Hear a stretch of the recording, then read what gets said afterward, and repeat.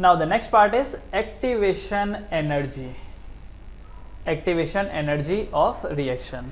क्या होती है एक्टिवेशन एनर्जी? देखो, कोई भी चीज़ अपने आप नहीं होती है, उसे करवानी पड़ती है, एटलीस्ट इनिशिएट तो करवानी पड़ती है। जैसे मेरे पास एक लकड़ी का टुकड़ा है, मुझे पता है अगर मैं उस लकड़ी के टुकड़े को जलाऊंगा तो उसमें से मुझे हीट एनर्जी मिलेगी, और वो अपने आप भी जलता है। आपको मालूम है, आपको बस एक बार लकड़ी को जलाना पड़ता है, उसके बाद फर्दर जलने का प्रोसेस वो खुद कर लेता है। हमको सिर्फ इनिशियली आग देनी पड़ती है, राइट? तो हमें मालूम है लकड़ी पे आग लगती है, लेकिन पहला जो स्टेप है वो हमको खुद करना पड़ा। We have to activate that.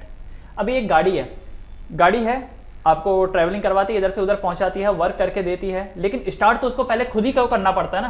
पहला किक तो खुद ही को मारना पड़ता है, राइट? एक बार वो स्टार्ट हो गई तो फिर अब कोई प्रॉब्लम नहीं, अब वो चलता रहेगा। जैसे गैस हो गया, गैस को आप सिर्फ उसका नोजल खोल दो तो आपको हीट नहीं मिलेगी, जो भी गैस होगी वो सीधा निकल के बाहर चली जाएगी। तो आपको ना उसको आग लगाना पड़ता है, लाइटर से आप उस पर आग लगाते हैं, तब जा करके वो गैस बर्न होता है। तो याद रखो, रिएक्टेंट तैयार है प्रोडक्ट बनाने के लिए, रिएक्टेंट तैयार है प्रोडक्ट बनाने के लिए, लेकिन उन्हें एक्टिवेट करना पड़ता है, उन्हें एक्टिवेट करना पड़ता है। आपके चारों तरफ हाइड्रोजन भी है, ऑक्सीजन भी है। हाइड्रोजन और ऑक्सीजन चाहते हैं कि वो आपस में जुड़े एंड वाटर बनाए, तो फिर क्यों नहीं करते? क्योंकि हाइड्रोजन एंड ऑक्सीजन को आपस में जुड़ने के लिए जो एनर्जी चाहिए वो उनके पास नहीं है। इच्छा है उनकी, लेकिन जो एनर्जी चाहिए वो उनके पास नहीं है। ठीक है, उसी को बोला जाता है एक्टिवेशन एनर्जी। समझ गए ये चीज? Activation energy. आप लोगों की भी इच्छा है कि हम ऐसा करेंगे, ये बनेंगे, वो बनेंगे। इच्छा तो है, लेकिन बन पा रहे हैं क्या? नहीं, क्योंकि एक्टिवेशन एनर्जी की कमी है। और वो एनर्जी कैसे आएगी? जब पढ़ेंगे लिखेंगे तब आएगी, राइट? तो बात समझ में आई? ऑलराइट। तो होता क्या है, ये देखो, एक ग्राफ से इसको समझते हैं।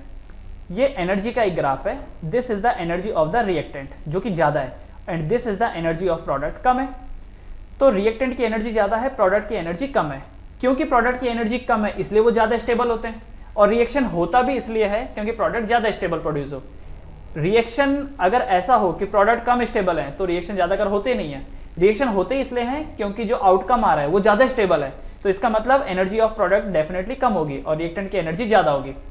तो क्या होता है कि रिएक्टेंट प्रोडक्ट की तरफ आना तो चाहते हैं, लेकिन उन्हें एक बैरियर क्रॉस करना पड़ता है, उन्हें एक बैरियर क्रॉस करना पड़ता है, उन्हें एक छलांग लगानी पड़ती है। ये जो है, ये बैरियर, इसको बोला जाता है ट्रांजिशन स्टेट। एक स्टेट पार करना होता है, ट्रांजिशन स्टेट। उसके लिए जो उनको एक्स्ट्रा अमाउंट ऑफ एनर्जी चाहिए होती है उसको हम ईए से शो करते हैं। EA is known as activation energy.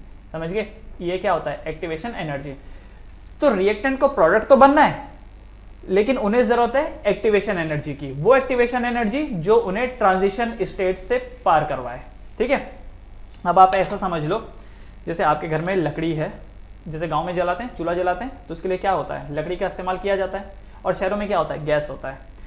Heat दोनों ही प्रोड्यूस करते हैं, लेकिन अगर आप एक चीज नोटिस करें कि गैस जलाते वक्त आपको सिर्फ एक छोटा सा लाइटर चाहिए होता है। लाइटर से ठक किया, गैस चालू हो गया, फटाफट आपने अपना खाना बनाया। लेकिन वही चीज अगर चूल्हा जलाना है तो लकड़ी को जलाने में बहुत मेहनत करनी पड़ती है। आज के डेट में तो चलो ठीक है, वी हैव वेरियस मेथोडोलॉजी, लेकिन पहले तो देखो कितना ऐसा होता था कि लकड़ी जलाना अपने आप में एक बहुत मुसीबत वाला काम होता था।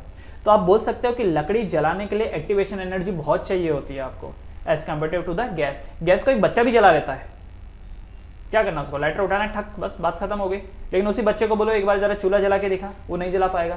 तो चूल्हा जलाने के लिए एक्टिवेशन एनर्जी ज्यादा और गैस जलाने के लिए एक्टिवेशन एनर्जी कम। जल दोनों ही रहे हैं, लेकिन एक की एक्टिवेशन एनर्जी ज्यादा और एक की एक्टिवेशन एनर्जी कम है। क्या इसके मतलब यह है कि जिसकी एक्टिवेशन एनर्जी ज्यादा है, चांसेस इस बात के कम है कि उसकी तरफ कोई हाथ बढ़ाएगा? सही बात है ये।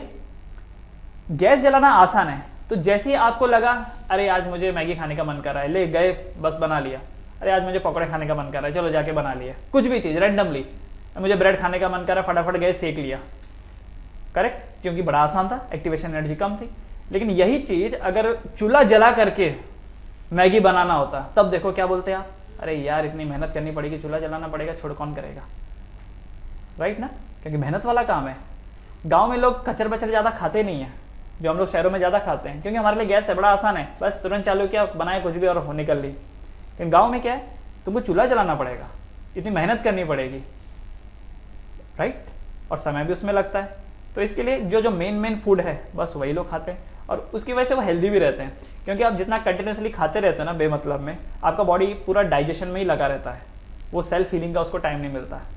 इसलिए जो ये मेन है ना, जैसे ब्रेकफास्ट, दोपहर का और एक रात का, बस इसके बीच बीच में जितना अवॉइड किया जा सके उतना बेटर है, ठीक है। एनीवेज, तो ये बात समझ में आई। तो ऐसे रिएक्शंस जिनकी एक्टिवेशन एनर्जी ज़्यादा है, ऐसे रिएक्शंस जिनकी एक्टिवेशन एनर्जी ज़्यादा है, उनके होने के चांसेस काफ़ी कम हो जाएंगे, क्योंकि उनको ज़्यादा बड़ा बैरियर क्रॉस करके आना पड़ेगा। और जिनकी एक्टिवेशन एनर्जी कम है, क्या उनके लिए रिएक्शन को प्रोसीड कर पाना काफ़ी आसान है। तो जिनकी एक्टिवेशन एनर्जी कम है, थोड़ी सी एनर्जी और दे दो, बस रिएक्शन होने लगेगा। और जिनकी एक्टिवेशन एनर्जी ज़्यादा है, उनको बहुत अमाउंट ऑफ एनर्जी देनी पड़ेगी, तब जा करके रिएक्शन होगा। समझ में आया ये चीज़? ऑलराइट, तो अब जरा यहाँ पे नोटिस करना, this is the energy of the reactant, this is the energy of the product. तो क्या मैं बोल सकता हूँ कि ये जो टोटल एनर्जी है, जिसको मैं थ्रेशोल्ड एनर्जी भी बोल सकता हूँ, थ्रेशोल्ड एनर्जी मतलब ट्रांजिशन स्टेट तक पहुंचने के लिए जो टोटल एनर्जी लग रही है, उसमें energy of the reactant plus activation energy को ऐड कर देंगे, तब जा करके ये ETH आएगा, थ्रेशोल्ड एनर्जी। तो अगर रिएक्टेंट के पास 60 जूल की एनर्जी है और ट्रांजिशन स्टेट तक पहुंचने के लिए 100 जूल्स की एनर्जी चाहिए, इसका मतलब 30 जूल की एनर्जी एक्स्ट्रा लगेगी, 30 की नहीं, सॉरी 40 की एक्स्ट्रा लगेगी, है कि नहीं। दिस विल बी 40, तभी तो जाकर के ये 100 जूल्स तक पहुंचेगा। क्लियर है? अगर रिएक्टेंट की एनर्जी मान लो 50 होती तो एक्टिवेशन एनर्जी और 50 लगती थी। तो जितना डिफरेंस है रिएक्टेंट और ट्रांजिशन स्टेट की एनर्जी का, उतना ही एक्टिवेशन एनर्जी बन करके आएगी, उतना ही एनर्जी आपको देना पड़ेगा। ओके, तो देखो, reaction happens only when there is an effective collision between atoms and particle. एक बात हमेशा याद रखना कि सिर्फ रिएक्टेंट का होना काफी नहीं है, सिर्फ रिएक्टेंट का होना काफी नहीं है, उनका आपस में टकराव भी होना चाहिए, उनका आपस में टकराव भी होना चाहिए। और टकराव भी कैसा? इफेक्टिव टकराव, इफेक्टिव कॉलिजन। इफेक्टिव कॉलिजन भी जब कोई बोलता है तो दो चीजें देखी जाती है, एक तो ओरिएंटेशन सही होना चाहिए और दूसरा एनर्जी प्रॉपर होनी चाहिए। अब देखो, जैसे यहां पर एक एग्जांपल है, NO2 plus NO2 give you N2O4। तो ये एक NO2 है, ये एक NO2 है, तो N और N आपस में आमने सामने टकराने चाहिए, तब जाके N2O4 बनेगा। अगर ये ऐसा हुआ सेकंड केस कि NO2 ऐसे आया और ये वाला NO2 ऐसा है, सच दैट नाइट्रोजन और ऑक्सीजन में टक्कर हुई, तो क्या हुआ? कॉलिजन तो हुआ पर इफेक्टिव कॉलिजन नहीं हुआ, आउटकम कुछ भी नहीं आया। तो सिर्फ पार्टिकल्स का होना काफी नहीं है, रिएक्टेंट का होना काफी नहीं है, उनको आपस में टकराना चाहिए प्रॉपर ओरिएंटेशन में, प्रॉपर वेलोसिटी के साथ। प्रॉपर वेलोसिटी मतलब मिनिमम वेलोसिटी। जैसे कल ही मैंने बताया था आपको, एक दीवार है, दीवार पे अगर मैं पत्थर मार रहा हूं हल्के से, कोई आउटकम नहीं आएगा। लेकिन अगर मैं बहुत तेजी से मारूं पत्थर को तो दीवार टूटेगी, कुछ तो आउटकम आ रहा है। तो दो चीजें देखनी है, एक प्रॉपर ओरिएंटेशन एंड दूसरा कम से कम कितनी एनर्जी होनी चाहिए। और वो जो एनर्जी है वो कैसी energy? Kinetic energy. Kinetic energy मतलब in the form of speed, ठीक है। क्योंकि एक होती है पोटेंशियल एनर्जी, पोटेंशियल एनर्जी नहीं, काइनेटिक, क्योंकि काइनेटिक मतलब वेलोसिटी। तो प्रॉपर वेलोसिटी के साथ टक्कर होनी चाहिए, तब जाकर के पुराने बॉन्ड टूटेंगे। दो मॉलिक्यूल ऐसे एकदम स्लो अगर अप्रोच करेंगे एक दूसरे की तरफ, स्लोली टकराएंगे, तो क्या होगा? कुछ नहीं होगा। जैसे सपोज दो गाड़ियां हैं, बहुत स्लो जा रही हैं 2 किलोमीटर पर आवर की रफ्तार से, आमने सामने एक दूसरे पर टकराएंगे, क्या होगा? कुछ नहीं होगा, मामूली सा डेंट आएगा। लेकिन अगर आप चाहते हो कि प्रॉपर्ली क्रैश हो जाए तो हाई वेलोसिटी में आना चाहिए ना वो। तो मॉलिक्यूल जब हाई वेलोसिटी में टकराते हैं तब पुराने बॉन्ड टूटेंगे और नए बॉन्ड जाकर के फॉर्म होंगे। क्लियर है? तो देखो, एक्टिवेशन एनर्जी, जरा यहां पर सुनना, एक्टिवेशन एनर्जी किसे डिनोट करते हैं? उसको हम लोग EA से। Activation energy is EA, the extra amount of energy required to make effective collision. Effective collision करवाने के लिए जो एक्स्ट्रा एनर्जी चाहिए होती है, देखो कुछ तो रिएक्टेंट के पास है ही, जो थोड़ा सा एक्स्ट्रा चाहिए होता है ट्रांजिशन स्टेट तक पहुंचने के लिए, that is activation energy, that is activation energy. ठीक है, हाँ। तो the extra amount of energy required to make effective collision is known as activation energy. उसके बाद effect of temperature on reaction rate. Temperature का रिएक्शन रेट पे क्या फर्क पड़ता है? वैसे तो हमको पता है कि हर 10 डिग्री सेल्सियस में इंक्रीज कर देने पर रिएक्शन रेट डबल हो जाता है, पढ़ा था। हर 10 डिग्री सेल्सियस अगर आप इंक्रीज कर देते हो तो आप देखोगे कि रिएक्शन रेट लगभग डबल हो गया है ना। पर होता क्या है, माइक्रोस्कोपिक लेवल पे क्या होता है? होता है कि जब आप टेम्परेचर बढ़ाते हो तो एनर्जी ऑफ रिएक्टेंट बढ़ जाती है। जब आप टेम्परेचर बढ़ाते हो तो जो पार्टिकल पहले स्लो मूव कर रहे थे, स्लोली एक दूसरे के साथ टकरा रहे थे, जिसकी वजह से पुराने बॉन्ड टूट नहीं रहे थे, अब टेम्परेचर बढ़ा देने के बाद क्या होगा? उनके पास एनर्जी आ जाएगी, कौन सी एनर्जी? Kinetic energy. अब जब वो टकराएंगे तो तेजी से टकराएंगे, तेजी से टकराएंगे तो इजीली पुराने बॉन्ड टूटेंगे और नए बॉन्ड फॉर्म होंगे। एक तो तेजी से टकराएंगे और दूसरा जल्दी जल्दी भी टकराएंगे, क्योंकि जो चीज बहुत स्पीड में मूव कर रही है वो जल्दी जल्दी ही प्रोसेस करेगी, फिर फटाफट। अभी गया ठक ठुक ठक ठक ठक ठक करके तेजी से भी टकराए और जल्दी जल्दी भी टकराने लगेंगे, है कि नहीं?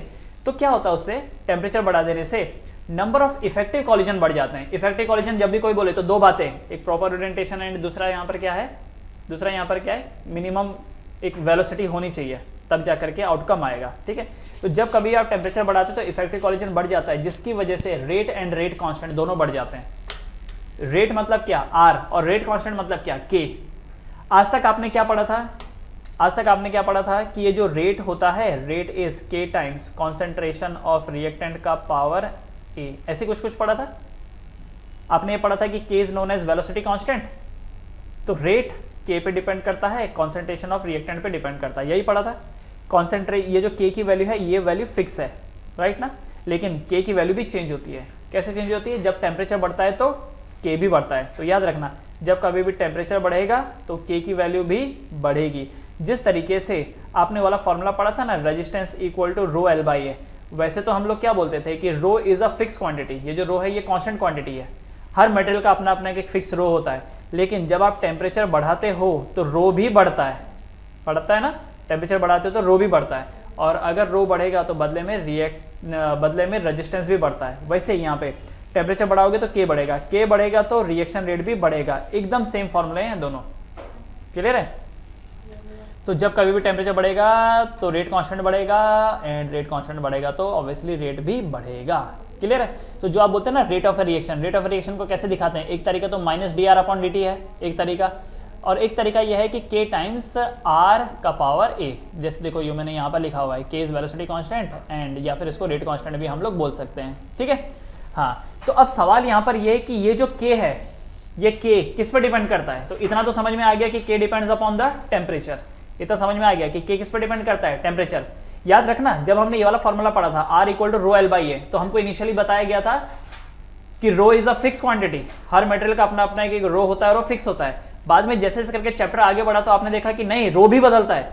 जब टेम्परेचर बढ़ता है तो रो भी बदलता है। फॉर मेटल रो बढ़ने लगता है, पढ़ा था ना ये? यहाँ पर भी बिल्कुल वैसे ही है। शुरुआत में ये कहते आए थे कि के जो है ये वेलोसिटी कांस्टेंट है, देखो नाम में भी आ रहा है वेलोसिटी कांस्टेंट या रेट कांस्टेंट, लेकिन अब ये बोल रहे हैं कि कांस्टेंट तो ये है, लेकिन अगर टेम्परेचर बढ़ेगा तो ये भी बदलता है।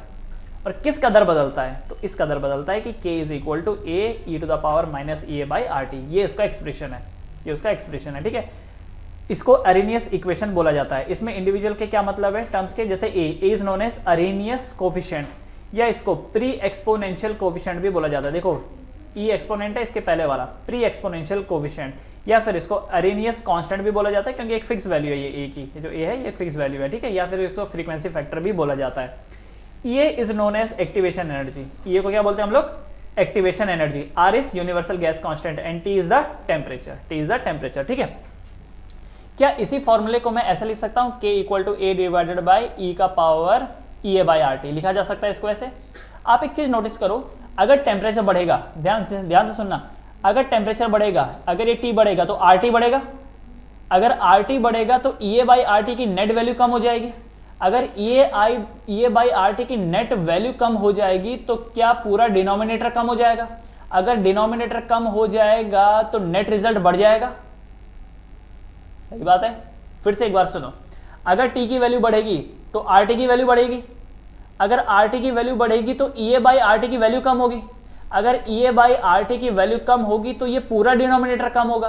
पूरा डिनोमिनेटर कम होगा तो नेट रिजल्ट बढ़ेगा। इसलिए जब कभी भी टेम्परेचर बढ़ता है, याद रखना, जब कभी भी टेम्परेचर बढ़ता है तो के की वैल्यू भी बढ़ती है। टेम्परेचर बढ़ता है तो के की वैल्यू भी बढ़ती है, और के का वैल्यू बढ़ता है तो रेट ऑफ द रिएक्शन भी बढ़ता है। देखो ये ऊपर यही बता रखा है, जब कभी भी टेम्परेचर बढ़ता है तो के की वैल्यू बढ़ती है और रेट ऑफ द रिएक्शन बढ़ता है। ये तो हमको जनरली पता है, पर इसको प्रॉपर एक्सप्रेशन में किसने उतारा? अरेनियस इक्वेशन से, ठीक है? ये बात समझ में आया?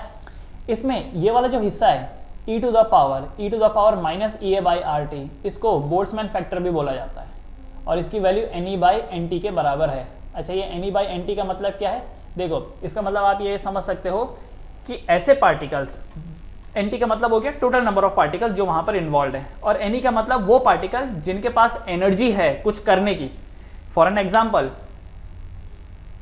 एक मेरे पास 1 लीटर का बॉक्स है, उसके अंदर रिएक्टेंट मैंने डाल रखा है, ठीक है। तो क्या होगा कि सबके पास, सारे रिएक्टेंट के पास एनर्जी है जितनी कम से कम चाहिए होती है? जरूरी नहीं है। जैसे अभी ये क्लास चल रही है, इस क्लास में जो मैं पढ़ा रहा हूं जरूरी नहीं है कि सभी को अच्छे से समझ में आ रहे हैं।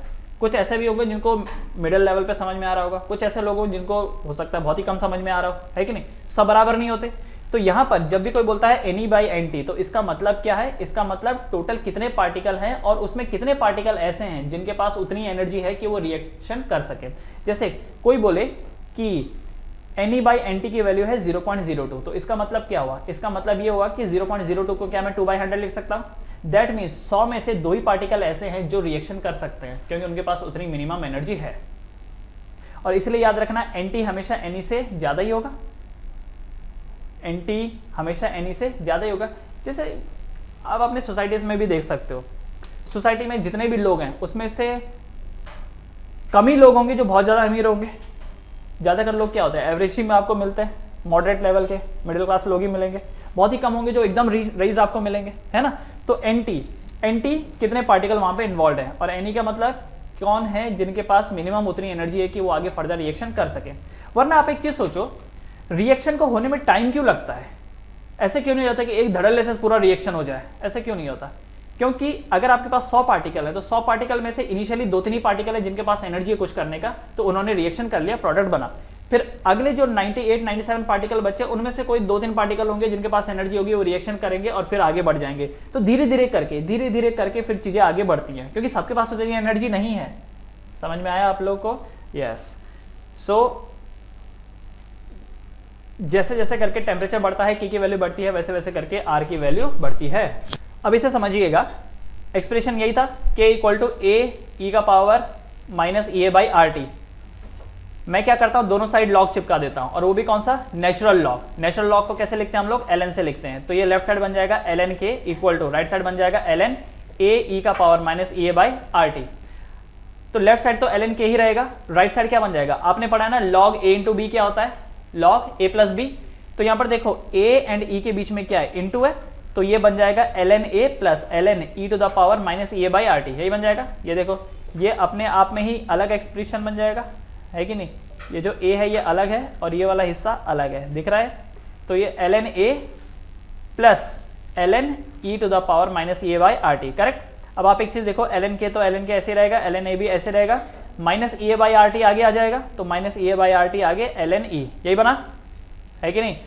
नाउ अंडरस्टैंड दिस, ये वाला जो हिस्सा है ln E, इसका बेस E है। कैसे पता? क्योंकि ln का बेस E ही होता है, इसीलिए इसकी वैल्यू क्या हो जाएगी? 1। इसीलिए इसकी जो वैल्यू है ये हो जाएगी 1। समझ गए? तो क्या बचेगा? ln K = ln A - e/RT, यही बचा। अच्छा, अगर हम इसको ग्राफ में प्लॉट करें, y = mx + c, y axis पे ln K को पुट करो, x एक्सिस पे 1/t को पुट करो, तो जो स्लोप होगा m वो किसके बराबर होगा? -e/r के बराबर होगा। अगर आप नोटिस करेंगे Ea is a constant value, activation energy constant होती है, ठीक है, for a particular reaction. R is a universal gas constant, इसका मतलब स्लोप क्या है? कांस्टेंट है। स्लोप क्या है यहाँ पर? कांस्टेंट है और नेगेटिव है। क्योंकि यहाँ पर स्लोप कांस्टेंट है और नेगेटिव है, तो इसलिए ये जो लाइन होगी ये नीचे को आएगी। जिनका भी स्लोप नेगेटिव होता है वो लाइन नीचे को आती है, राइट ना। और क्योंकि ये वैल्यू कांस्टेंट है इसलिए लाइन क्या है? सीधी। C की वैल्यू क्या है? ln A। तो ये जो लाइन है C क्या है? C होता है y इंटरसेप्ट। इसका मतलब ये जो लाइन है y एक्सिस को जिस पॉइंट पे कट करेगी उसका नाम होगा ln A। तो इसलिए ये वाला जो पॉइंट है इसका नाम क्या है? ln A। y एक्सिस पे किसको प्लॉट करने का? ln K। तो देखो y एक्सिस पे ln K है और x एक्सिस पे कौन? 1/t। तो देखो 1/t है, करेक्ट। तो ये इसके ग्राफ है, ग्राफ आपको याद रखने हैं, ठीक। ऑलराइट, अब आप एक चीज और देखिए, यहाँ पर एक चीज और देखिए, ln K = -e/RT ln A, यही फॉर्मूला है। देखो ये जो चीज है यही है ये।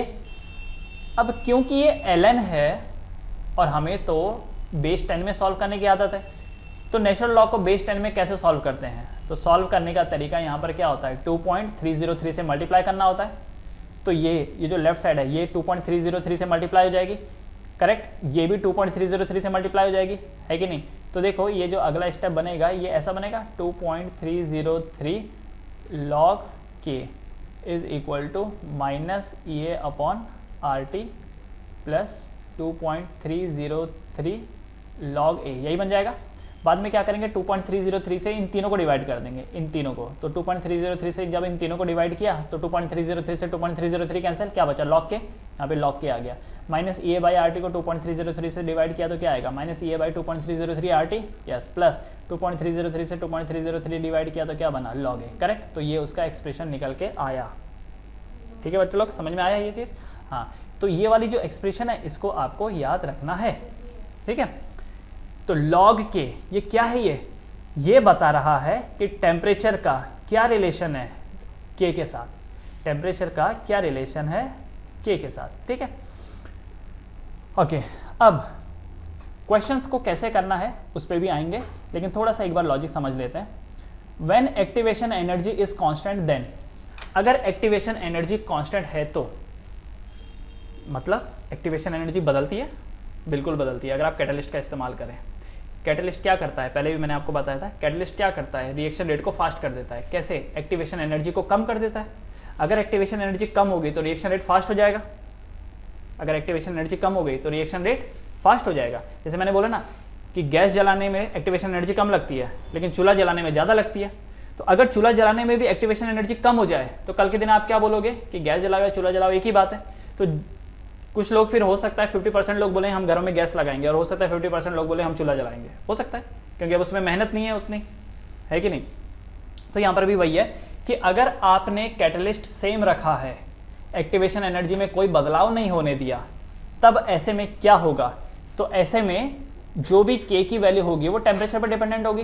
तो इसी एक्सप्रेशन में देखो, जब टेम्परेचर की वैल्यू T1 है तो k की वैल्यू क्या हो जाएगी K1, तो log K1 equal to minus EA by 2.303 R 1 by T1 plus log A। देखो A तो वही रहेगा, ठीक है, K की जगह क्या हो जाएगा K1 और T की जगह क्या हो जाएगा T1। एक्टिवेशन एनर्जी में कोई चेंज नहीं आया क्योंकि कैटलिस्ट वही है, 2.303 R कांस्टेंट है। This is my expression number 1। अब आपने क्या सोचा, टेम्परेचर को T1 की जगह T2 कर देते हैं, क्या फर्क पड़ेगा देखते हैं। तो आपने टेम्परेचर को T2 कर दिया तो देखो ये क्या बन जाएगा, log K1 का क्या हो जाएगा log K2 minus EA by 2.303 R वैसे रहेगा इंटू 1 बाई T1 का 1 बाई T2 बन जाएगा प्लस log A वैसे रहेगा, ठीक है। This is my second expression.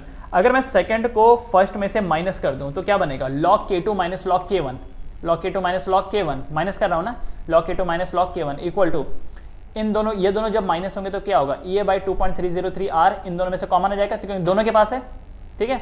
अंदर क्या रह जाएगा 1 by T1 minus 1 by T2। log A से जब ये log A माइनस होगा तो कैंसिल हो जाएगा, खत्म हो जाएगा। तो ये जो रिलेशन निकल के आया log K2 minus log K1, इसको मैं log K2 बाई K1 बोल सकता हूँ equal to EA by 2.303 R 1 by T1 minus 1 by T2। ये एक्सप्रेशन है जो बताता है कि अगर T1 पे K की वैल्यू K1 है तो T2 पे K की वैल्यू क्या हो जाएगी K2। तो इस रिलेशन से आप ये बता सकते हो कि टेम्परेचर को जब हमने चेंज किया तो K में कितने टाइम्स का फर्क आया, K में कितने टाइम्स का फर्क आया। हमने जो ये बात बोली थी कि हर 10 डिग्री सेल्सियस पे रिएक्शन रेट डबल हो जाता है, कैसे वो चीज़ पता चली, इसी फॉर्मूले में आप डाल के देखो, इसी फॉर्मूले में आप डाल के देखो। अगर मान लो पहले टेम्परेचर है 200 डिग्री, अगला वाला टेम्परेचर 210 डिग्री है, इस फॉर्मूले में जब आप डाल के देखेंगे तो यू विल सी दैट अगर पुराना K है, पुराना K है तो नया वाला K 2K के बराबर आएगा। तो इसका मतलब 10 डिग्री का चेंज, 10 डिग्री का चेंज ने K की वैल्यू को डबल कर दी। K की वैल्यू अगर डबल होगी तो रिएक्शन रेट भी डबल हो जाएगा, समझ में आया। तो वो इसी फॉर्मूले से निकल के आता है। अब जब तक क्वेश्चन करेंगे नहीं तब तक तो पल्ले पड़ेगा नहीं। तो जरा एक क्वेश्चन समझते हैं। देखिए, the activation energy of a reaction is 9K calorie पर मोल। क्या ही है, एक्टिवेशन एनर्जी है मतलब ये की वैल्यू है कितनी, 9K कैलोरी मतलब 9000 कैलोरीज। आप जानते हो ना 1 calorie is equal to 4.2 joules, पता है कि नहीं, 1 कैलोरीज इज 4.2 जूल्स, ये याद रखना। और R की वैल्यू जूल्स में कितनी होती है, 8.3, करेक्ट ना। और वही चीज अगर कैलोरीज में बोलोगे R की वैल्यू तो कितनी होती है, 1.98 के करीब करीब, दैट मीन्स 2 पकड़ सकते हो आप, ठीक है। हाँ तो अब सुनिए, activation energy is 9K calories per mole. The increase in rate constant when its temperature is raised from 295 kelvin to 300 kelvin is approximately. सामने वाले ने क्या किया, टेम्परेचर को 295 से 300 डिग्री कर दिया टेम्परेचर को। एक्टिवेशन एनर्जी इज 9 के कैलोरीज पर मोल। तो उसका कहना है कि बताओ रेट कांस्टेंट में कितना इंक्रीमेंट आएगा। इंक्रीमेंट तो आएगा, टेम्परेचर बढ़ाया है तो रेट कांस्टेंट बढ़ेगा, इतना तो हमको पता है। कितना बढ़ेगा तो क्या करेंगे, इसी फॉर्मूले का इस्तेमाल करेंगे। तो क्या क्या दिया हुआ है आपको वो यहाँ पे लिख देंगे। तो देखो इनिशियल टेम्परेचर T1 कितना है 295, फाइनल टेम्परेचर कितना है 300। देखो आइडियली तो आपको क्या करना है, वीडियो पॉज करके फिर इसको सॉल्व करना है, ठीक है। हाँ तो EA की वैल्यू कितनी है 9 के कैलोरीज, मतलब 9000 कैलोरीज पर मोल है। Correct everyone. अब इस फॉर्मूले को लिखो log K2 by K1। तो log K2 by K1 equal to EA by 2.303 R 1 by T1 minus 1 by T2, ये फॉर्मूला है। तो log K2 by K1 equal to EA की वैल्यू कितनी आ जाएगी 9000 कैलोरीज डिवाइड बाय 2.303 R लिखा, इन 2.303 लिखा। R की वैल्यू क्या होती है कैलोरीज में 2 होती है, ये याद रखना। R की वैल्यूज कैलोरीज में होती तो 1.98 है, लेकिन आप 2 ले लो राउंड फिगर के लिए, सॉल्व करने में आसानी होगी, ठीक है। तो R की वैल्यू क्या लेनी है यहाँ पर 2 लेनी है, क्योंकि ऊपर क्या था 9000 कैलोरीज में था वो, इसीलिए R की वैल्यू भी किस में लेनी है कैलोरीज में लेनी है, इसलिए 2 लिखा। अगर ऊपर वाला मान लो जूल्स में होता, मान लो ऐसा होता कि 9 के जूल पर मोल, तो R की वैल्यू कितनी हो जाती थी 8.1, ठीक है। तो R की वैल्यू लिखी 2 और ब्रैकेट में क्या आ जाएगा 1 by 295 माइनस 1 by 300। अब सॉल्व करो, क्रॉस मल्टीप्लाई करके इसको सॉल्व करो और जो भी आता है इसके साथ सॉल्व करो। सॉल्व तो कर ही सकते हो आप, है कि नहीं। तो ये बन जाएगा देखो log K2 by K1 equal to 0.1103 आया। log K2 by K1 equal to 0.113। log जब उधर जाएगा तो एंटी लॉग हो जाएगा, तो एंटी लॉग ऑफ 0.1103 कितना होता है 1.288, कितना 1.288। log उधर जाएगा तो क्या हो जाएगा anti log, anti log of 0.1103 is 1.288। तो K2 by K1 इज 1.288। अब जरा इस बात को समझना, इसका मतलब क्या है, K2 by K1 is 1.288, that means K2 will be equal to 1.288 times of K1। तो अगर K1 की वैल्यू 1 है तो K2 की वैल्यू 1.288 है। इसका मतलब ये हो गया कि अगर परसेंटेज वाइज देखें, परसेंटेज वाइज ये है कि जो K2 है वो 28.8% ज़्यादा है K1 से, ठीक है। समझना है इसको, इसका मतलब क्या है, देखो जब मैं बोलता हूँ यहाँ पे K2 by K1 इज 1.288, इसका मतलब क्या है कि अगर K1 की वैल्यू 1 है तो K2 की वैल्यू कितनी है 1.288 है, सही है। अच्छा परसेंटेज टर्म में क्या करो, नीचे वाले को 100 कर दो, तो ऊपर भी 2 जीरो शिफ्ट कर दो 128.8, करेक्ट ना। K2 by K1 देखो K2 by K1 क्या है 1.288, तो 1.288 by 1 कर दो, तो अगर K1 की वैल्यू 1 है तो K2 की वैल्यू कितनी है 1.288 है। तो नीचे वाले को 100 कर दो, ऊपर वाले के भी पॉइंट शिफ्ट कर दो, तो नीचे वाले की वैल्यू अगर 100 है तो ऊपर वाले की वैल्यू कितनी है 128। इसका मतलब K2 K1 से कितना ज़्यादा है 28.8% ज़्यादा है। 5 डिग्री सेल्सियस का टेम्परेचर बदला और K में कितना फर्क आया 28.8% का। तो अगर मैं आपसे पूछूं कि 5 डिग्री में 28.8% का फर्क आया तो 10 डिग्री में कितना आएगा, तो डबल मत कर देना, ये कोई लीनियर इक्वेशन नहीं है कि 5 में अगर 28.8 का आएगा तो सर 10 में इसका डबल हो जाएगा 57 के करीब करीब हो जाएगा कुछ, जी नहीं ऐसा नहीं है, ये कोई लीनियर इक्वेशन नहीं है, ये लॉगरिथम है। फॉर एन एग्जांपल 2 का पावर 1 2 होता है, 2 का पावर 2 4 होता है, 2 का पावर 3 8, 2 का पावर 4 16।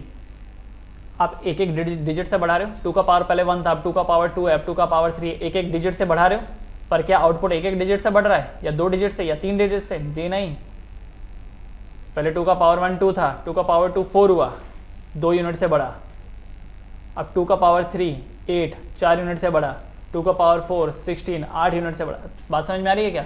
हाँ तो ये लीनियर इक्वेशन नहीं है, ठीक है ना। तो इसलिए अगर किसी ने बोला 5 डिग्री सेल्सियस में K की वैल्यू अगर 28.8% इंक्रीज हुई है तो 10 में कितना हो, तो उसको डबल मत कर देना, 10 वाले का अलग से सॉल्व करना है। यहाँ पर टेम्परेचर 295 यहाँ पे लिख दो और फाइनल टेम्परेचर 305 लिख दो, तब देखो कितना वैल्यू आ रहा है। तब आप नोटिस करोगे कि ये जो वैल्यू है ये वैल्यू आपको K2 by K1 की 2/1 के आसपास मिलेगी, क्योंकि क्या पड़ा था हर 10 डिग्री सेल्सियस में रिएक्शन रेट लगभग डबल हो जाता है, क्योंकि K की वैल्यू लगभग डबल हो जाती है, ठीक है। तो ये सॉल्व करने की जिम्मेदारी आपकी। अगला क्वेश्चन जैसे the rate constant of a reaction is 1.2 into 10 to the power -3 per second eight 30 degree Celsius, ठीक है 30 डिग्री सेल्सियस पे रेट कांस्टेंट कितना है 1.2 into 10 to the power -3 and 2.1 into 10 to the power -3 per second eight 40 degree Celsius. तो 30 degree Celsius पे इतना and 40 degree Celsius पे इतना। Calculate activation energy. इस बार आपको एक्टिवेशन एनर्जी कैलकुलेट करने के लिए बोली है। तो देखो केस 1 में टेम्परेचर T1 इज 30, तो K1 is 1.2 into 10 to the power -3। Case 2 में T2 इज 40, तो K2 is 2.1 into 10 to the power -3। तो क्या यहाँ से आप ये निकाल सकेंगे? तो दो अलग अलग इक्वेशन बनेगी और उन दोनों इक्वेशन को फिर चाहो तो आप डिवाइड कर दो, ठीक है। तो देखो जब T1 की वैल्यू 303 केल्विन, अच्छा एक बात याद रखना, temperature should be always in kelvin, क्योंकि जहां कहीं भी एनर्जी की बात आएगी टेम्परेचर को रखना है केल्विन में। क्या रीजन है? अगर आपने डिग्री सेल्सियस में टेम्परेचर को रखा तो डिग्री सेल्सियस नेगेटिव जाता है, अगर डिग्री सेल्सियस नेगेटिव गया तो आप एनर्जी का कैलकुलेशन करोगे तो वो भी नेगेटिव में जाएगा। पर एनर्जी कभी नेगेटिव नहीं हो सकती, याद रखना। एनर्जी लास्ट जीरो होती है। किसी के पास एनर्जी नहीं होगी तो जीरो होगी, नेगेटिव एनर्जी नहीं होती है। पेट्रोल अगर किसी की गाड़ी में लास्ट जाएगा तो वो जीरो तक ही जाएगा, नेगेटिव पेट्रोल नहीं होता, ठीक है। तो ये बात ध्यान में रखना। तो दो केसेस है, जब T1 की वैल्यू 303 थी, 303 कैसे निकली? 273 प्लस 30 करो, कितना आएगा? 303, ठीक है। 303 में K1 की value 1.2 into 10 to the power -3 और 313 में कितना? 2.1 इंटू 10 टू द पावर -3। तो ये देखो ये एक्सप्रेशन यूज करो, दो केसेस हैं। तो K2 की जगह पर क्या आ जाएगा? 2.1 into 10 to the power -3, K1 की जगह पर 1.2 into 10 to the power -3 equal to EA का EA होगा, 2.303 का वही रहेगा, R की वैल्यू 8.3 डाल दो। क्यों? क्योंकि यहाँ पर कोई कैलोरीज की बात तो करी नहीं है, यहाँ पर जो भी आंसर आएगा वो जूल्स में आएगा। हाँ चाहो तो अगर आप 2 डालोगे तो आपका आंसर कैलोरीज में आएगा, ठीक है। अगर यहाँ पर आपने 2 डाल दिया तो आंसर आपका कैलोरीज में आएगा। 8.3 डाला है, इसका मतलब ये जो आंसर है ये आपको जूल्स में मिलेगा। ब्रैकेट में 1.303 माइनस 1/313। तो इसको सॉल्व कर लो। तो सॉल्व करने के बाद देखो लेफ्ट साइड क्या बना? 10 टू द पावर -3 से 10 to the power -3 cancel, 2.1 by 1.2 कितना होता है? तो इसको सॉल्व करो, ठीक है। और उसके बाद राइट साइड बन जाएगा EA बाई 2.303 इंटू 8.3 इंटू जो भी है। तो इसको सॉल्व करने के बाद आप एक चीज़ देख रहे होंगे, लेफ्ट साइड वाला लॉग टेबल की हेल्प से आप इसकी वैल्यू निकालोगे और राइट साइड वाले को सॉल्व करोगे तो EA की वैल्यू 44.13 किलो जूल पर मोल निकल के आएगी। अच्छा ये सॉल्व करने की जिम्मेदारी आपकी, क्योंकि सॉल्व करना तो एटलीस्ट आपको आता ही है, इस लेवल के तो आप हो ही। हाँ मेरा काम है लॉजिक समझाना, तो मैंने लॉजिक समझा दिया। तो यहाँ पर दो सिचुएशन दे रखी थी कि T1 पे K1 इतना है और T2 पे K2 इतना है। तो उस इक्वेशन में T1 की जगह पर T1 की वैल्यू डालो, K2 की जगह पर K2 की वैल्यू डालो, T2 की जगह पर T2 की वैल्यू और K1 की जगह पर K1 की, बस उसको सॉल्व कर लो और बसता एक ही वेरिएबल है EA की वैल्यू निकाल लो, ठीक है। तो यहाँ पर activation energy is 44.13 kilo joule per mole. अच्छा एक और क्वेश्चन है यहाँ पर।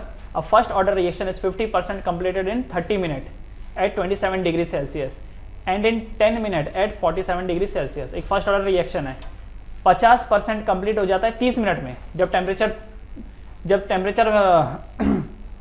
27 डिग्री सेल्सियस था तो 30 मिनट में 50% कंप्लीट हो गया। And in 10 minute at 47 degree Celsius वही 50% 10 मिनट में ही हो गया, अगर टेम्परेचर को सामने वाले ने 47 बढ़ा दिया तो। कैलकुलेट द एक्टिवेशन एनर्जी, ठीक है, कैलकुलेट द एक्टिवेशन एनर्जी। तो अब आप एक चीज देखो, फर्स्ट ऑर्डर रिएक्शन है, 50% कंप्लीटेड का मतलब क्या हो गया? Half life. तो क्या हाफ लाइफ पहले वाले केस का 30 मिनट है? क्या हाफ लाइफ दूसरे वाले केस का 10 मिनट है? क्या हाफ लाइफ से आप K1 K2 निकाल सकते हो? कल की लास्ट वाली क्लास में हम लोगों ने देखा था कि कई बार आपको डायरेक्टली K1 K2 नहीं देगा, हाफ लाइफ देगा। तो हाफ लाइफ का इस्तेमाल करके 50% कंप्लीटेड मतलब क्या? हाफ लाइफ ना। तो पहले वाले केस में हाफ लाइफ है 30 मिनट, और क्योंकि ये फर्स्ट ऑर्डर है तो K निकाल सकते हैं। तो K की वैल्यू क्या निकलेगी? 0.693 अपॉन 30 मिनट, करेक्ट ना। और दूसरे वाले में क्या लिखोगे? 0.693 अपॉन 10 मिनट्स। तो K1 और K2 आ गया, ये देख लो, ये यहाँ पर इसको सॉल्व कर रखा है। 27 डिग्री सेल्सियस में हाफ लाइफ इज 30 मिनट, तो K1 क्या हो गया? 0.693 upon 30, that means 0.0231। 47 degree Celsius में हाफ लाइफ कितनी है? 10 मिनट, तो K2 की value 0.693 upon 60, that means 0.0693। Correct है, ये आया।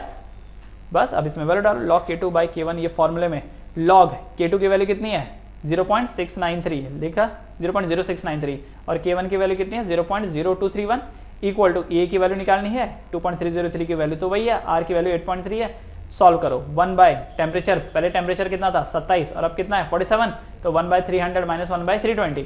तो इसको सॉल्व कर लो। तो सॉल्व करने के बाद E की वैल्यू कितनी आ रही है? 43.848 किलो जूल पर मोल। क्लियर और नॉट?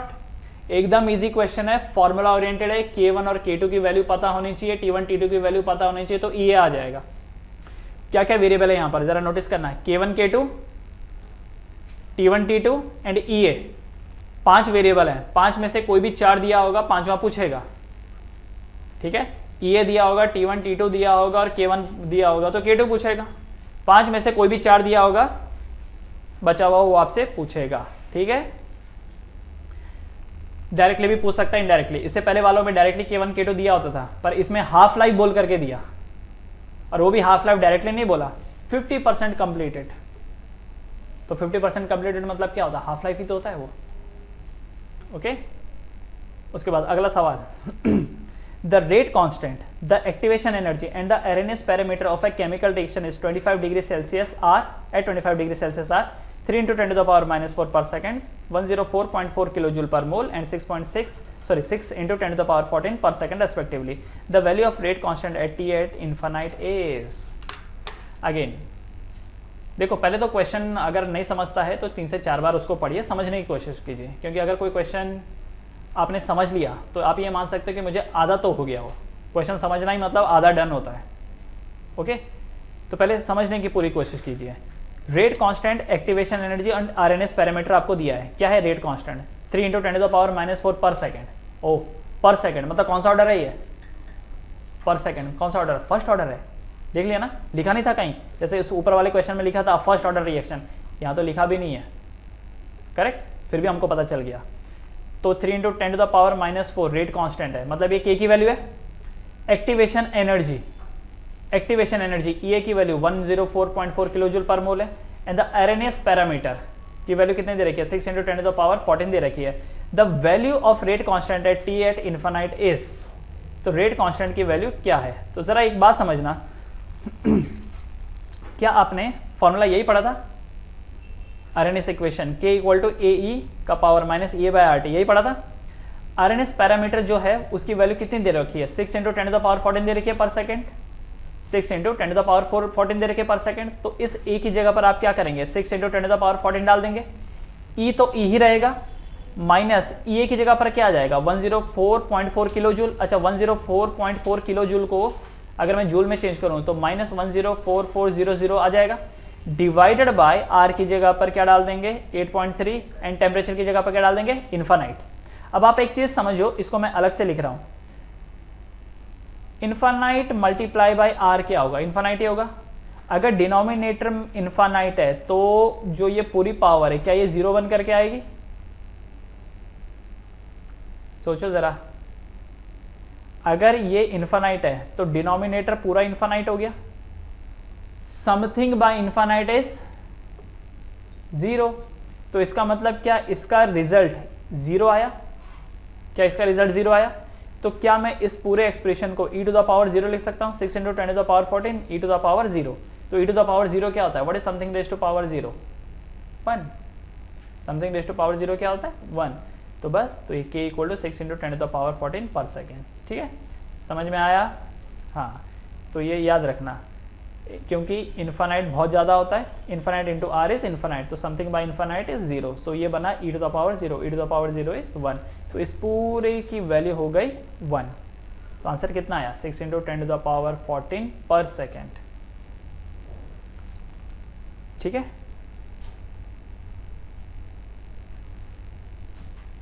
अब एक सवाल आपके मन में आएगा, पर सर रेट कांस्टेंट तो ऑलरेडी ये दिया ही हुआ था और पूछा रेट कांस्टेंट, ये रेट कांस्टेंट दिया हुआ और रेट कांस्टेंट पूछा है, ये क्या चक्कर है? तो ध्यान रखना, रेट कांस्टेंट जो ये दिया है ना 3 × 10⁻⁻4, ये 25 डिग्री पे दिया हुआ है, लेकिन आपसे जो पूछ रखा है वो किस पे पूछ रखा है, एट टी इन्फानाइट पे। तो टी इन्फानाइट पे रेट कांस्टेंट की वैल्यू चेंज हो जाएगी, इसीलिए तो अब जो नया रेट कांस्टेंट दिख रहा है वो 6 × 10⁻14 है। पहले रेट कांस्टेंट कितना था 3 × 10⁻⁻4 है, पर अब कितना है 6 × 10⁻14, क्योंकि बदल जाती है। तो इसका मतलब क्या ये information rate constant 25 degree Celsius पे 3 × 10⁻⁻4 है, क्या ये ज़बरदस्ती दे रखा था? कोई मतलब नहीं था इसका, कैलकुलेशन में तो कहीं यूज़ नहीं हुआ ये। तो अननेसेसरी का इंफॉर्मेशन कभी कभी कंफ्यूज करने के लिए दिया होता है। ओके,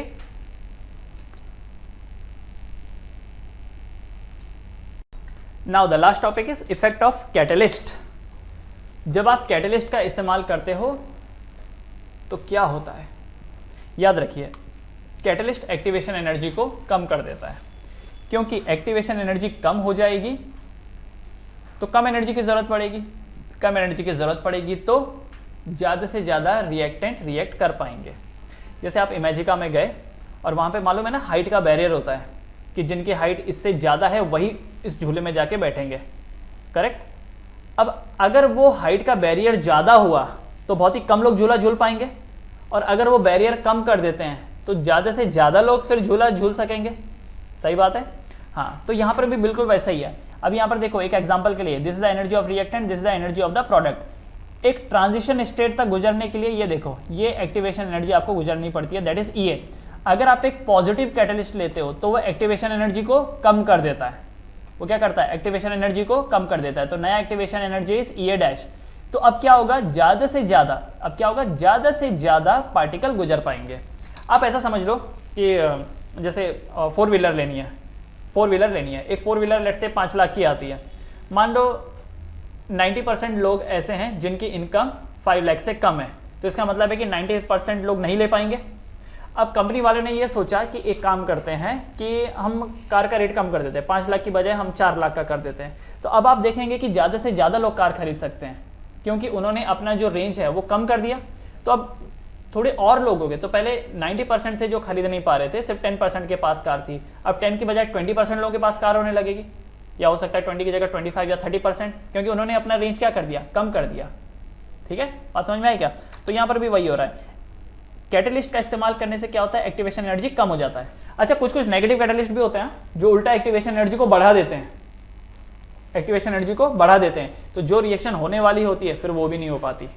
क्लियर है। तो पॉजिटिव कैटलिस्ट एक्टिवेशन एनर्जी को कम कर देते हैं, जिसकी वजह से ज़्यादा जो पार्टिकल्स हैं वो आपस में रिएक्ट होकर के प्रोडक्ट बना लेते हैं, क्योंकि एक्टिवेशन एनर्जी कम हो गया, एक्टिवेशन एनर्जी कम हो गया, किसी चीज़ का रेट कम हो गया, तो अब ज़्यादा से ज़्यादा लोग उसको परचेस कर पाएंगे। तो बिल्कुल वही हाल यहाँ पर होता है। तो ज़रा नोटिस करना, ये मतलब activation energy in absence of catalyst, and E dash मतलब activation energy in the presence of catalyst.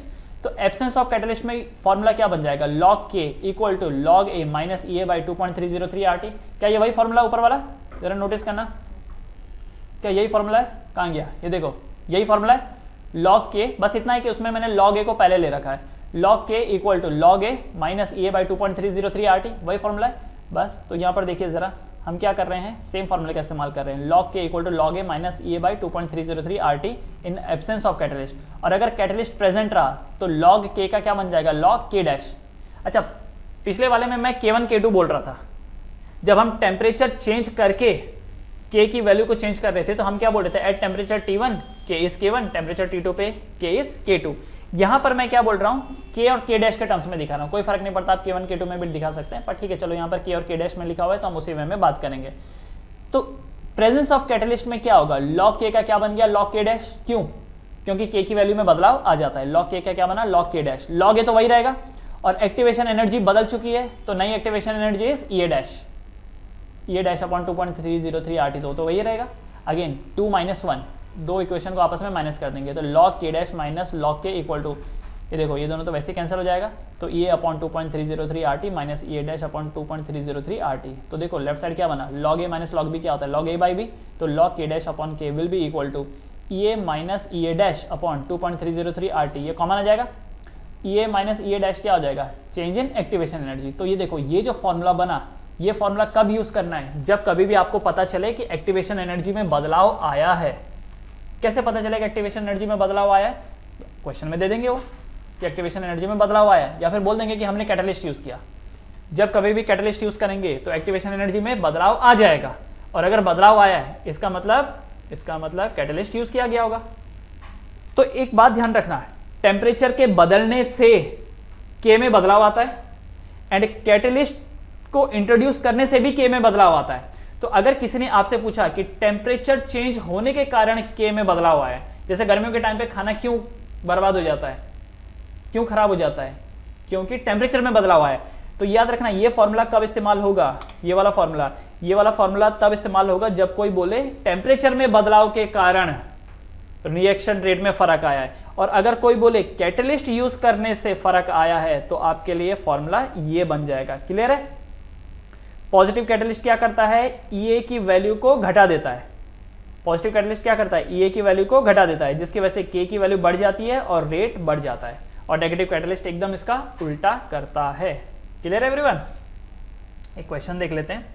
Eight 27 degree Celsius in presence of catalyst the activation energy of a reaction is lowered by 2k calories। 27 degree Celsius की बात हो रही है, इसका मतलब temperature 27 degree Celsius कितना, 273 plus 27 I think 300 हो जाता है ये। ठीक है, तो टेम्परेचर तो मिल गया, आर की वैल्यू भी आपको पता होती है। और क्या बोल रखा है, activation energy presence of catalyst में एक्टिवेशन एनर्जी कितना लोअर हुआ, 2k कैलोरीज। 2k मतलब 2000 कैलोरीज कम हो गया है, 2000 कैलोरीज कम हो गया है। ठीक है, तो डेल्टा ई की वैल्यू कितनी होगी, 2000 calories. Calculate by how much the rate of reaction will increase. क्योंकि एक्टिवेशन एनर्जी 2000 कैलोरीज कम हो गई, तो बताइए रिएक्शन रेट अब कितना ज्यादा होगा।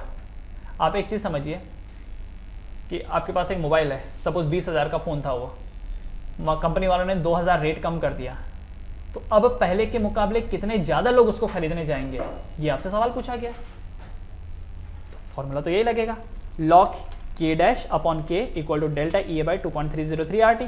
Log K dash upon K equal to delta E कितना है, 2000 कैलोरीज डिवाइड बाई 2.303। आर की वैल्यू कितने लेंगे, 2 लेंगे, क्योंकि न्यूमरेटर किसमें, कैलोरीज में, इसलिए आर की वैल्यू 2 लेंगे। न्यूमरेटर का जूल्स में होता तो डिनोमिनेटर 8.3 होता, इनटू टेम्परेचर कितना है 300। तो क्या आप इस राइट साइड को सॉल्व कर सकते हैं, तो आप इस राइट साइड को सॉल्व कर लीजिए। तो log K dash upon K equal to जो भी यहाँ पर राइट साइड में वैल्यू आएगी, तो के डैश अपॉन के क्या हो जाएगा, एंटी लॉग ऑफ ये वाली वैल्यू। तो जब आप इसे सॉल्व करेंगे तो के डैश की वैल्यू निकल के आ रही है 28K। मतलब समझ रहे हो क्या, मतलब ये है कि एक्टिवेशन एनर्जी जैसे ही 2000 कैलोरीज कम हुई वैसे ही रिएक्शन रेट 28 गुना बढ़ गया, 28 टाइम्स। 2000 कैलोरीज कम हुई, 28 गुना। कंपनी ने जो ये जो फोन लॉन्च किया था, 20,000 का फोन था, वो कंपनी वालों ने 2000 रेट कम किया, कंपनी वाले देखने की सेल 28 गुना बढ़ गया। ये तो बहुत अच्छी डील है। 2000 का रेट अगर कम हुआ और उसकी वजह से 28 गुना उसका सेल बढ़ गया, तो बहुत अच्छी बात है। तो याद रखना, रिएक्शन रेट 2 वजह से इंक्रीज होता है, एक तो टेम्परेचर बढ़ा देने से और दूसरा कैटलिस्ट इंट्रोड्यूस करने से। टेम्परेचर अगर बढ़ेगा तो फॉर्मूला क्या लगेगा, log K2 upon K1 is equal to E by 2.303 RT 1/T1 minus 1/T2। ये देखो, टेम्परेचर बढ़ाने से K1 और टेम्परेचर बढ़ाने से क्या फर्क पड़ेगा, वो इस फॉर्मूले से निकलेगा कि K2 पुराने K1 के मुकाबले कितना होगा, एंड कैटलिस्ट इंट्रोड्यूस करने से रिएक्शन रेट में कितना फर्क आएगा, वो इस फॉर्मूले पे डिपेंडेंट है जो यहाँ नीचे लिख रखा था। Clear everyone? ऑलराइट, इस फॉर्मूले से। तो 2 फॉर्मूले और हैं, इफेक्ट ऑफ कैटलिस्ट के अंदर अलग और इफेक्ट ऑफ टेम्परेचर वाला अलग। इफेक्ट ऑफ टेम्परेचर वाले में क्या था, 1/T1 माइनस 1/T2 वाला फॉर्मूला, और इफेक्ट ऑफ कैटलिस्ट वाला क्या है, delta E by 2.303 RT। Clear है? तो इसके ऊपर क्वेश्चन भी हम लोग कर चुके हैं। अब एक last part, characteristic of catalyst. Catalyst की क्या क्या खासियत है। Number 1, a small amount of catalyst is sufficient to bring a large change in reaction rate। आपको अगर रिएक्शन रेट को बढ़ाना हो, थोड़ा सा ही कैटलिस्ट काफी है, क्योंकि कैटलिस्ट करता क्या है, एक्टिवेशन एनर्जी को कम कर देता है। तो थोड़ा सा भी अगर कैटलिस्ट होगा, एक्टिवेशन एनर्जी को कम कर देगा, बस। अब आप देखो रिएक्शन रेट में बहुत इंप्रूवमेंट आ गया। जैसे इसके पहले वाले क्वेश्चन में देखो, 2000 कैलोरीज उसने कम किया और रिएक्शन रेट 28 गुना बढ़ गया। काफी है भाई, 28 गुना बहुत ज्यादा होता है, बहुत ज्यादा होता है। तो बस एक छोटा सा अमाउंट ही आपके लिए काफी है रिएक्शन रेट को बढ़ाने के लिए। देखो, क्योंकि कैटलिस्ट ने तो यूज होना नहीं है।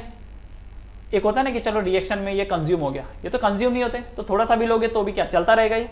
तो इसलिए a small amount of catalyst is sufficient to bring a large change in the reaction rate. दूसरा, catalyst can't initiate a reaction, it can only accelerate the reaction. Catalyst किसी भी रिएक्शन को इनिशिएट नहीं कर सकता, मतलब जो रिएक्शन नहीं होती है वो कैटलिस्ट डाल दोगे तो भी नहीं होगी। कैटलिस्ट क्या करता है, जो रिएक्शन हो रही होती है उसको फास्ट कर देता है। एक बात याद रखना, ऐसी रिएक्शन जो नहीं होती है उनको नॉन स्पॉन्टेनियस बोलते हैं, जो खुद से नहीं होती है। तो कैटलिस्ट कभी भी नॉन स्पॉन्टेनियस रिएक्शन को स्पॉन्टेनियस नहीं बना सकता।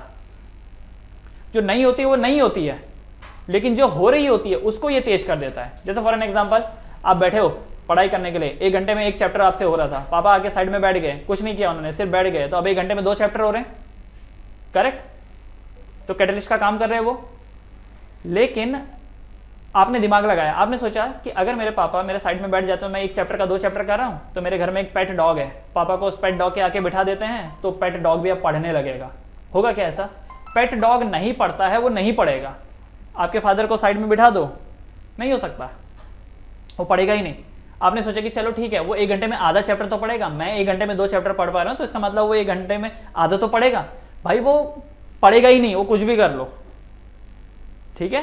तो वो कैटलिस्ट, फादर कैटलिस्ट आपके लिए हैं, वो आपकी स्पीड को बढ़ा सकते हैं, ठीक है? वो उस पेट के लिए नहीं है, पेट पढ़ेगा ही नहीं तो कैटलिस्ट का कोई काम ही नहीं है वहां पे। तीसरा, catalyst can't alter change in enthalpy. Catalyst की वजह से एंथैल्पी में कोई फर्क नहीं पड़ेगा। मतलब क्या है? मतलब यह है कि अगर कोई रिएक्शन हो रही है, रिएक्टेंट की एनर्जी मान लो यहाँ पे देखो, रिएक्टेंट की एनर्जी लेट्स से 100 जूल्स है, this is the energy of the reactant, and product की एनर्जी 60 जूल्स है। तो इसका मतलब जब कभी भी रिएक्टेंट प्रोडक्ट में कन्वर्ट होगा तो उसको 40 जूल्स की एनर्जी लूज करनी पड़ेगी, है ना? तब जाकर के प्रोडक्ट बनेगा वो। तो अगर कोई छलांग ऐसे लगाए या कोई बोले कि मैंने एक्टिवेशन एनर्जी कम कर दी है, अब तुमको कम छलांग लगानी है, तो भी इनिशियल एनर्जी जो है वो 100 और फाइनल तो 60 ही रहने वाली है। तो कोई ऊंची छलांग मारे या छोटी छलांग मारे, एक्टिवेशन एनर्जी ज्यादा हो या एक्टिवेशन एनर्जी कम हो, energy of reactant and product में तो कोई चेंज नहीं है। इसकी वजह से एंथैल्पी में कोई चेंज नहीं आता, ये बात याद रखना, ठीक है? कोई बदलाव नहीं आता है। क्लियर है? हाँ। So catalyst can't alter energy in enthalpy. तो रिएक्टेंट की एनर्जी अगर 100 है, प्रोडक्ट की अगर 60 है, तो डिफरेंस कितना का है? 40 का है। तो कोई ऊंची छलांग मार करके अगर यहां तक पहुंचे या निचली छलांग मार करके यहां पर पहुंचे, तो डिफरेंस तो आज भी 100 और 60 के बीच में ही लगेगा, इसलिए एंथैल्पी में कोई चेंज नहीं आएगा। And the last one, it has no rule in reversible reaction. अगर कोई रिएक्शन ऐसी है जो रिवर्सिबल नेचर की है, वहां पर अगर आप कैटलिस्ट का इस्तेमाल करते हो तो कोई फायदा नहीं होने वाला, क्योंकि कैटलिस्ट क्या करेगा? जितना फॉरवर्ड रिएक्शन को बढ़ाएगा उतना ही बैकवर्ड रिएक्शन को भी बढ़ाएगा, तो कोई फायदा तो पहुंचा नहीं, राइट?